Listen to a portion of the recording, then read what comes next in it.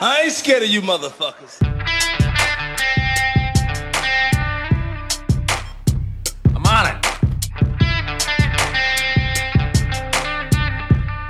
Hey, Freak Show! You're going nowhere!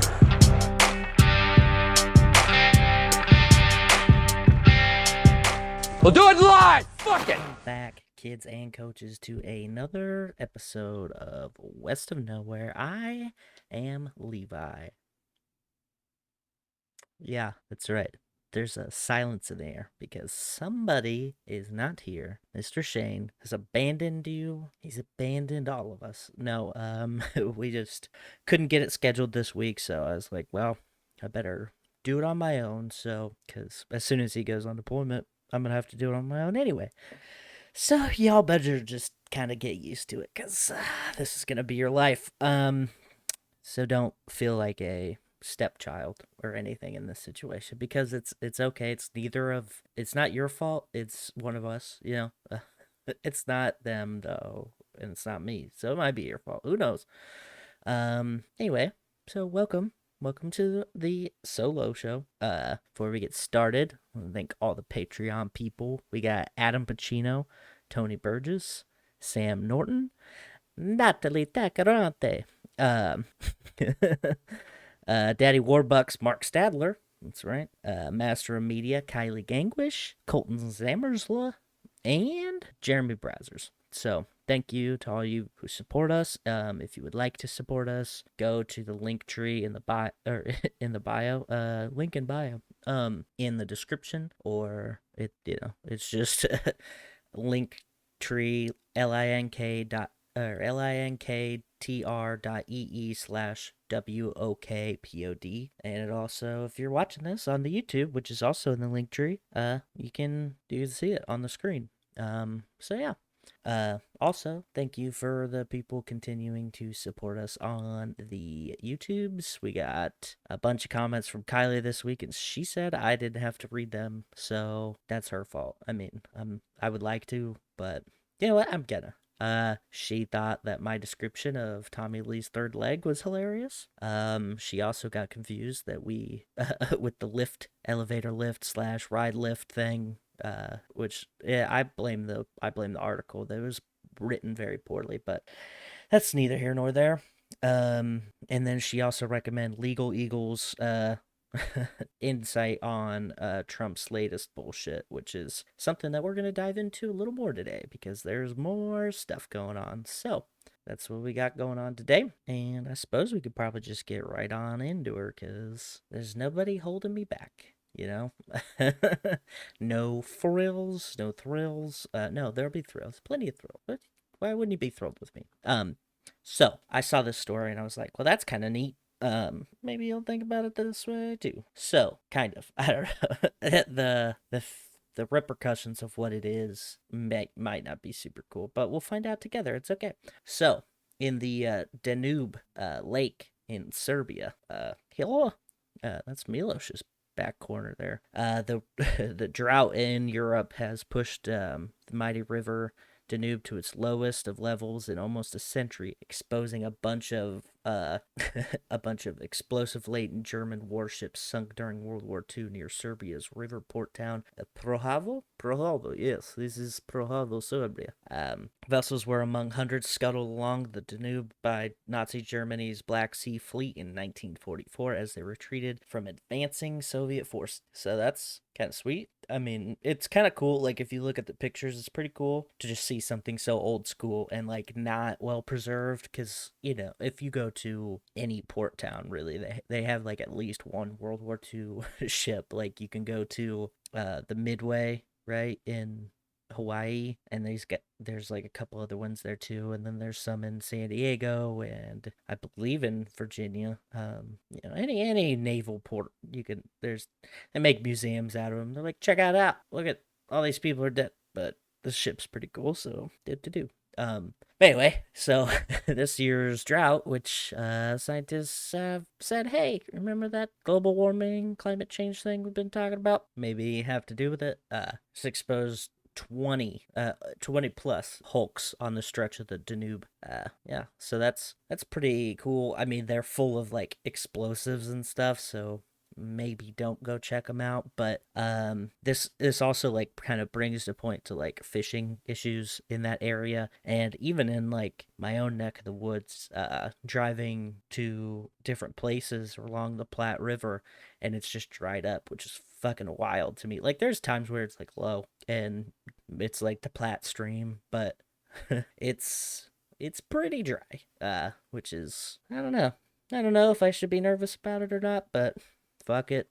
It's not going to be my problem until it is, and then at that point, I don't have really anything to worry about because it's too late, you know what I'm saying? So anyway, a lot of really cool stuff happening in Serbia right now. So that's pretty cool. Staying in Europe right now with this next story.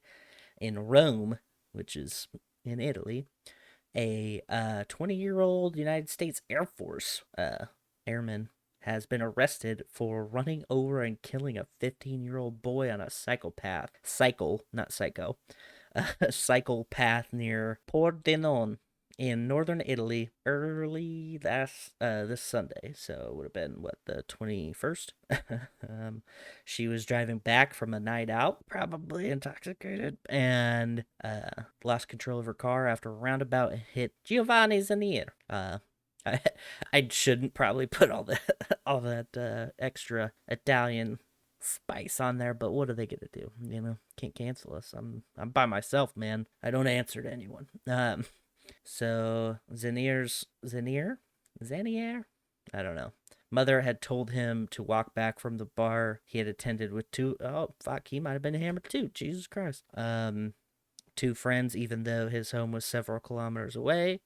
Two friends were unhurt in the crash. The woman, who has not been named, works at the Aviano U.S. Air Force Base, one of the biggest in Europe. She had been arrested and placed under house arrest, charged with vehicular homicide. And her blood alcohol level and drug tests are going to be made public soon. So, yeah.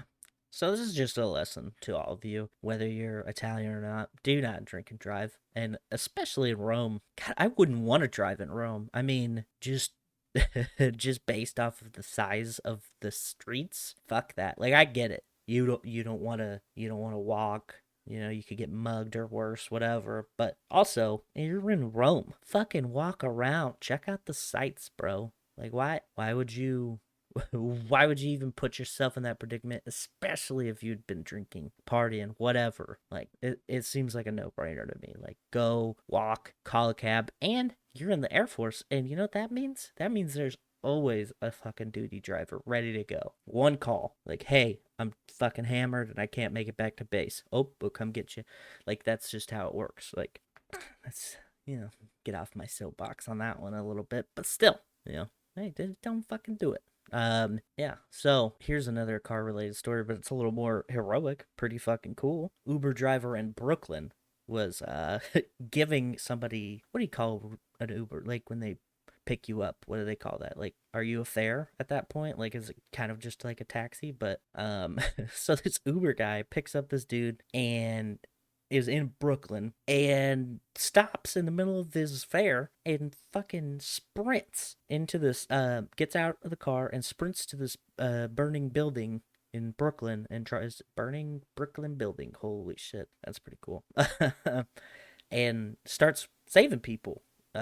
So I mean, yeah, he was driving along past this block, noticed there was some activity in front of a brownstone brick building, realized it was a fire. Although his passenger had a flight to catch, the driver had turned to her and asked if they can stop and help, and she said obviously. So that's awesome. Because people in New York, always in the movies, are like always in a hurry to catch a flight. Like, if there's anything that's universally true about New Yorkers, is they're always late for a flight and they're always in a taxi. Like, I feel like those are the only things that ever are true about them. But this lady was like cool with it. So yeah, this Uber driver stops in this thing, fucking runs inside, starts helping people get out. And he's even a father he's got 2 kids himself, and just kind of had that like empathetic rush of like, well, I would want somebody to save me. And I'm glad that he did this because, I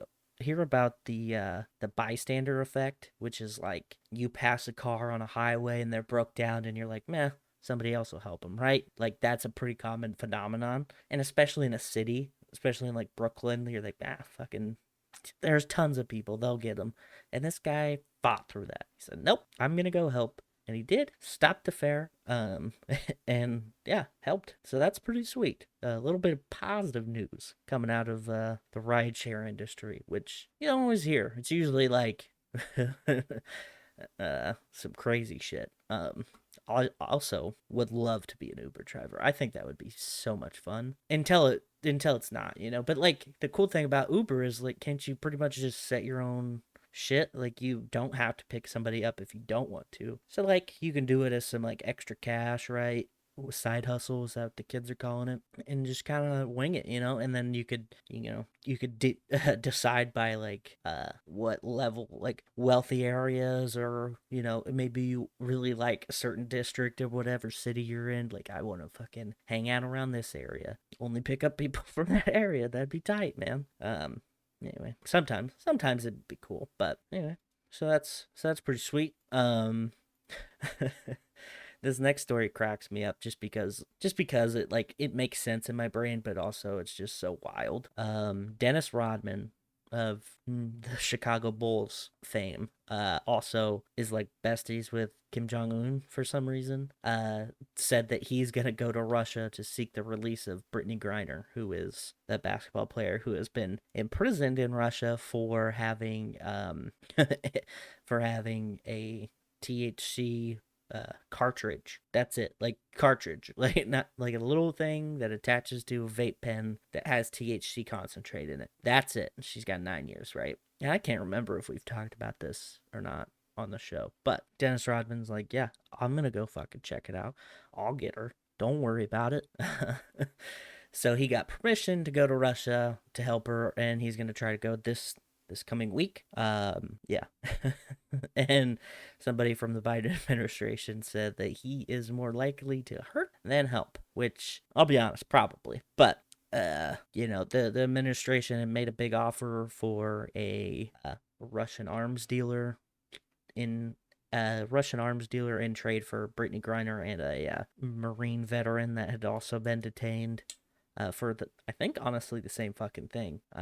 So yeah, which is wild to me. And I don't think that this is probably the first time that this basketball player has carried the stuff through Russia, but I think about the context, right? This is probably the first time that she's done it while Russia's getting fucked hard by sanctions and tariffs and all these things by like the whole world. And I think they probably would have let it slide before, but in this kind of thing, like, oh, she is American. We must take her out and put her in jail because of this, like that kind of thing. Might have something to do with it. I don't know. I'm not a lawyer. I'm not a Russianologist.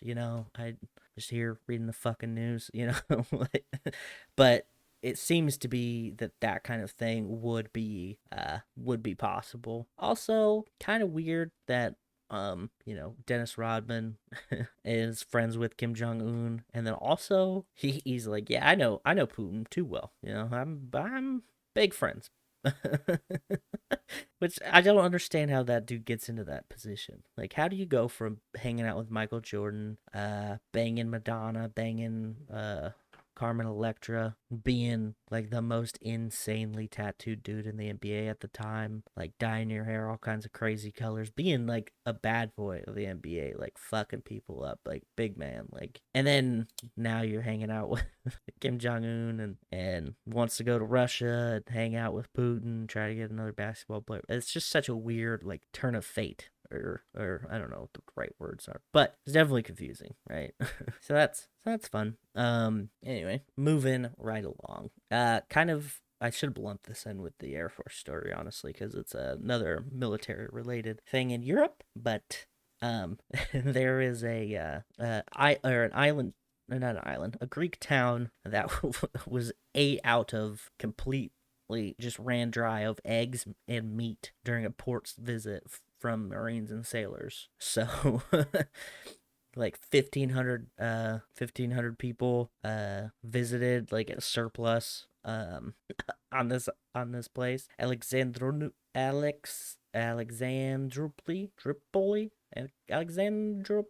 But I bet Alexander the Great named that fucking one.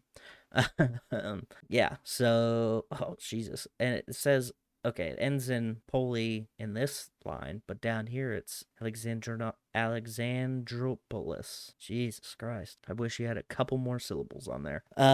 So there's a San Antonio class amphibious transport that went into this place. Oh yeah, training called Alexander the Great 2022 is why they were there. So U.S. Greek amphibious training is what they were there for. But anyway, so this surplus of people showed up and then ate the town dry of eggs and meat. 6,000 to 7,000 eggs were needed, and they don't. This is the quote from a restaurant order.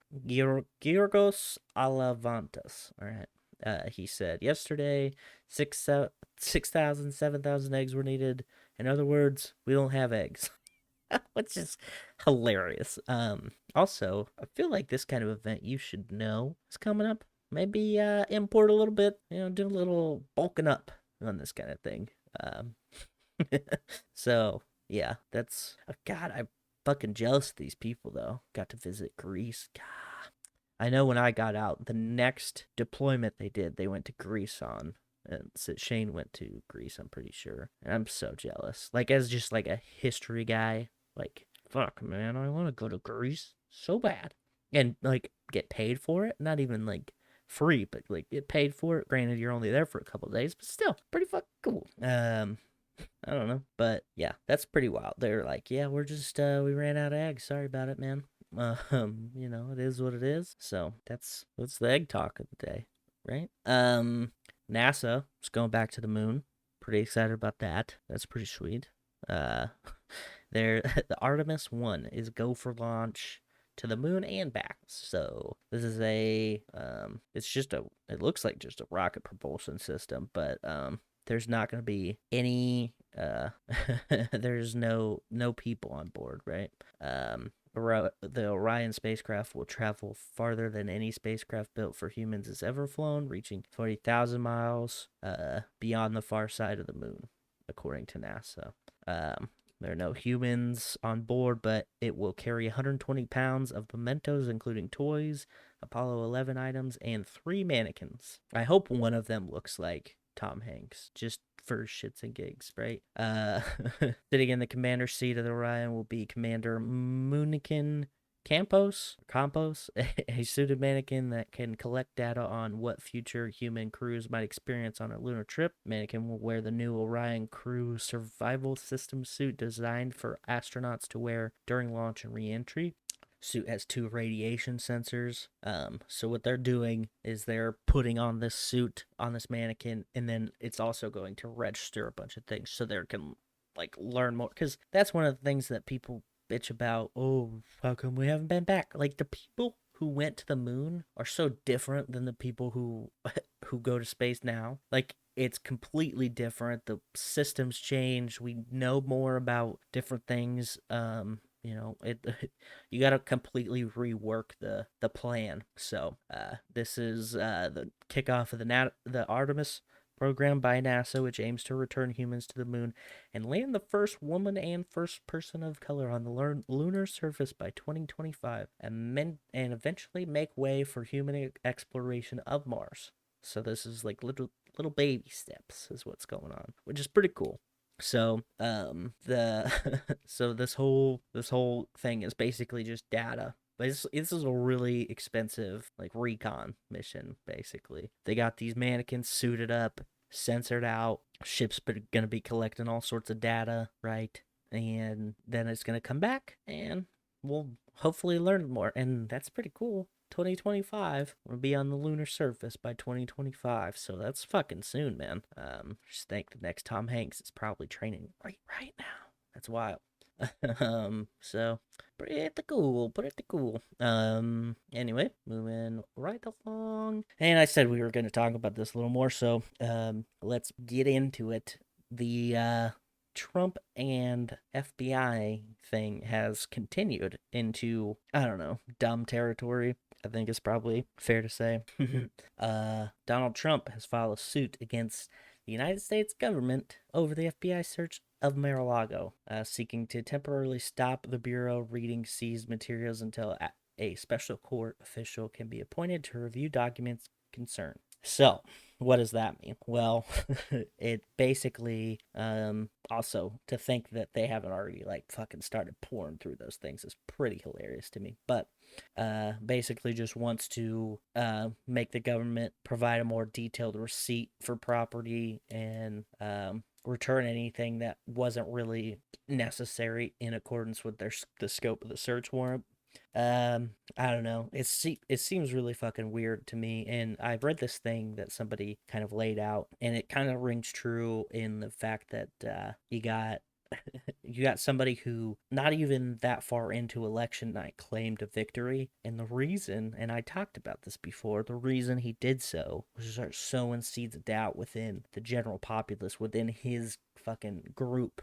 And they're like, yeah, we fucking won. And then as soon as anything comes out against that, then it's automatically against him and it makes the system look rigged, right? Weird that this guy would be trying the same kind of tactic in the same kind of manner. Okay, so the lawsuit's filed, creating this whole hubbub of shit. Now, what's going to happen with this is a couple things. Number one, you're going to have a lot of, like, I don't know, a lot of merch, but it's going to be aimed towards, hey, you think the government's fucked, and you think they're fucking me? Well, buy this hat for an exorbitant amount of money and help fight this fucked up government. But really what you're doing is paying his legal fees and probably lining his pockets a little bit, right? So that's number one. Number two, the lawsuit, whether it's successful or not, sends the message of the system's out to get, okay? So the system's out to get him, and the lawsuit is unsuccessful, which he probably already knows it will be, then it's even more ammunition for him to go,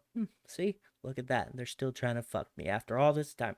Like, it's just doubling down on the same dumb shit. It increasing their credibility when they're talking about the Justice Department trying to fuck them over, which, as I've stated before, is hilarious because the law that brought the FBI to his door is a law that he signed because he wanted to try and fuck over Hillary Clinton. And the warrant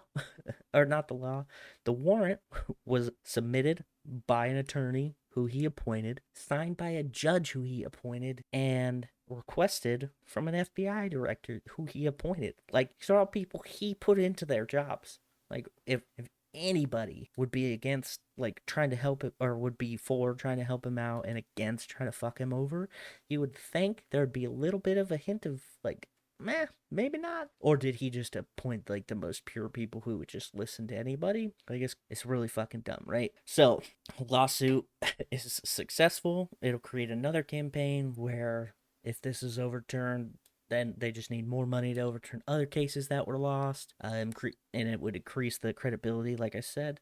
Continue talking points, which they'll repeat for fucking ever, and then people at work will just regurgitate these stupid, shitty thoughts all the time. But if they lose, they'll win because, again, Justice Department's trying to fuck them. They'll start new campaigns, activist judges appointed by Biden. The activist judges appointed by Biden are somehow corrupted by the Democrats, are not really Trump supporters, are involved with this, basically just slandering like they've been doing, smear the message into various straw men and compare it to what Biden is doing now, what Hillary did before, what Obama has done, which he already fucking did. Oh, Obama took all these things to wherever. Like, already fucking did it. At some point in time, his fan base will start kind of just picking up where he left off, right? And going, oh, well, this is like just some witch hunt shit like he's always done. Keeping that money funneling in, kind of fighting the good fight against an unjust government.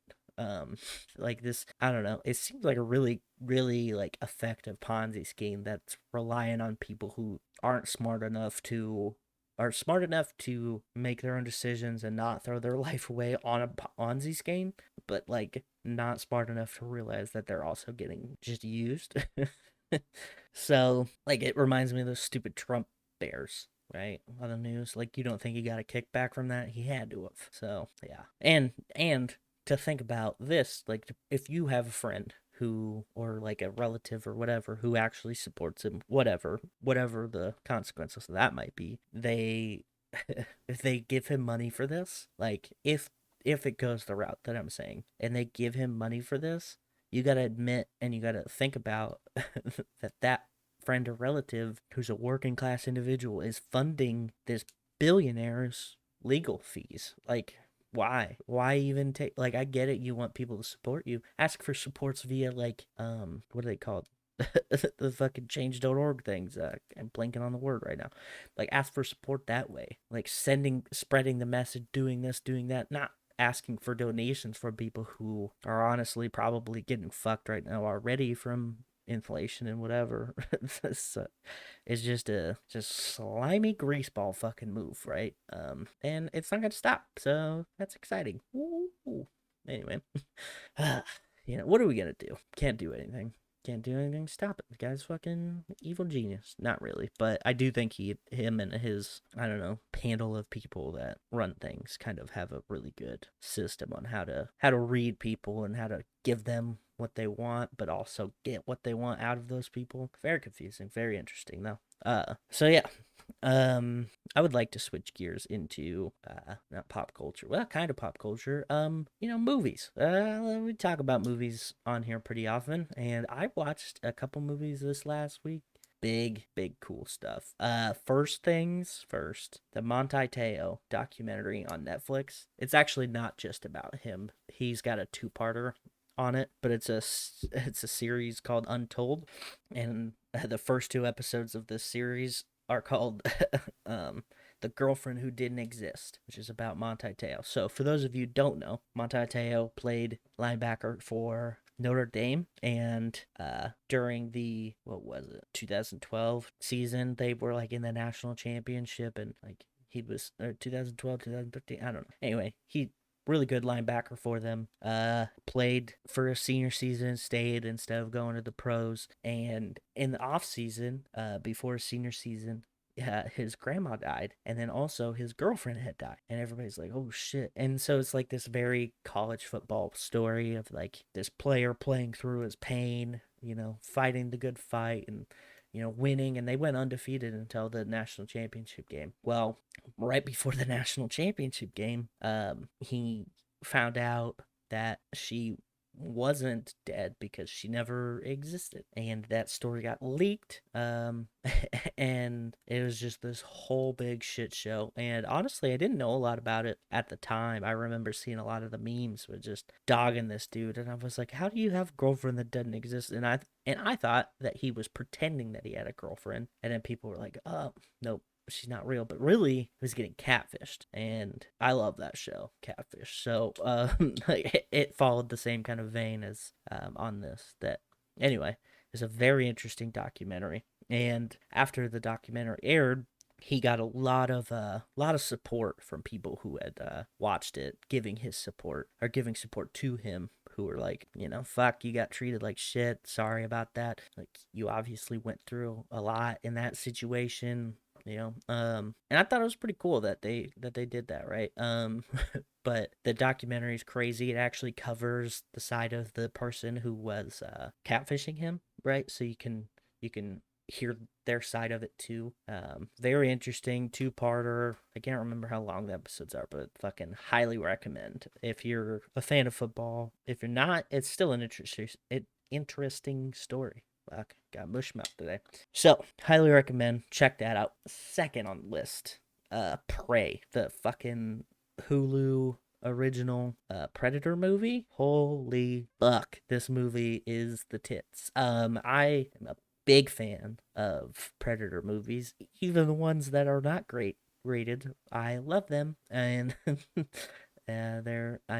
it's just a big interest of mine. Like, I think they did a good job of becoming like its own thing instead of being based on, like, because at first when the Predator came out, they're like, oh well, this is just a response to the Alien, and it's a completely different kind of thing, right? Because like the predator in the cinematic universe is a species of like hyper advanced hybrid type creatures who hunt like the most fucking the deadliest warriors or animals or whatever, and they learn from that, and then they like use the things that they learn in those like to make themselves better, right? So this story follows a Comanche warrior. I guess she would be a warrior, and you'd find out when you watch it. She's trying to become a warrior. She's a youngling, right? She's trying to earn her stripes and like go on these big hunts with her brother and the rest of the tribe, and they're kind of like, you kind of suck. Like you don't have the gumption to do these things, right? And then enter Predator as it just starts killing creatures and shit, and then also, they start seeing it, and holy fuck was it well done. Like it was well done. Like by far my favorite one so far, and I'm not just riding the hype train. Like I do love all of them for different reasons, even the, like I said, even the shitty ones. But this one has got the highest rating of any of them, including the Schwarzenegger one. The Schwarzenegger one had an 80% on the critic rating tomatometer, and an 87 audience score. This one has a 77 audience score, but a 93% on the tomato meter, which is pretty cool. And it's those two are the only ones outside of the 75% for the critic scores. The next highest is Predators with Adrian Brody from 2010, and that had a 65 but a 52% audience score, which is not great. And I like that one too. It had Lawrence Fishburne in it. That was tight. Predator 2, Danny Glover, 32% and 44 audience score. Not great. Alien versus Predator, I thought those movies were the shit. Well, the first one for sure.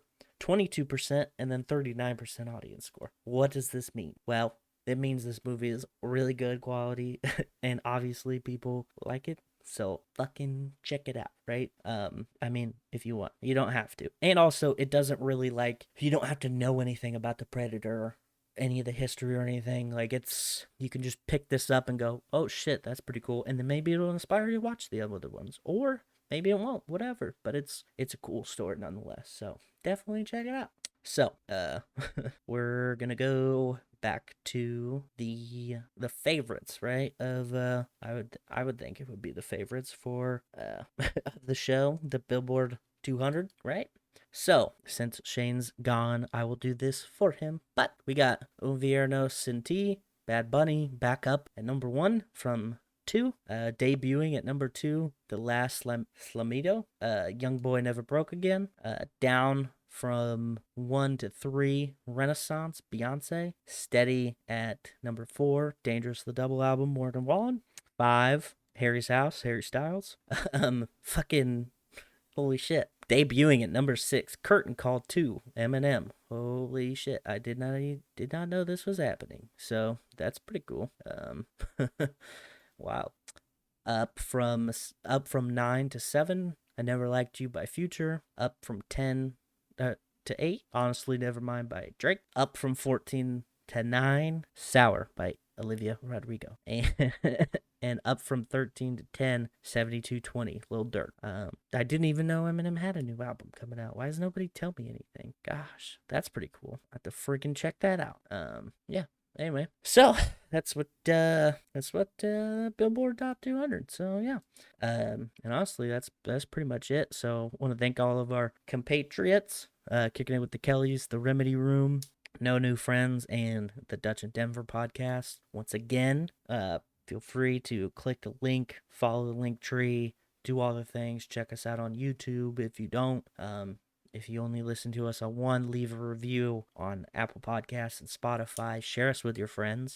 That's the easiest way to support us. If you want to support us financially with a couple doll hairs, go ahead and go to the Patreon, do something fun. So yeah, do all those things. Thank you for hanging out with me, me and my lonesome voice. And hopefully this wasn't too boring. Without the what do you call it, the back and forth, right? So yeah, with that, I've had enough. Peace out, bitches, and tip your bar.